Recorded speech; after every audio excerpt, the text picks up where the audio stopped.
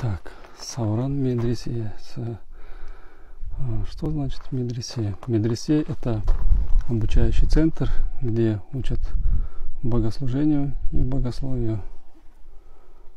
Это вот такое вот мощное строение.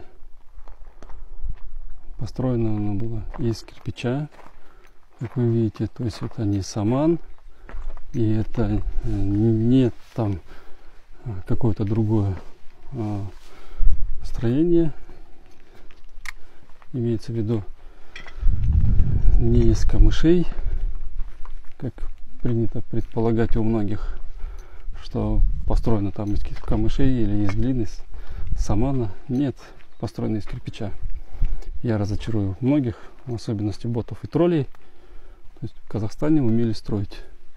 Наши строители, предки точнее, наши хорошо строили здание, крепко и основательно. Да? Мы видим вот фундамент, то, что под ним, по крайней мере, как это все было обработано. И вот, пожалуйста, пол, да, пол весь выложен камнем, полностью, абсолютно.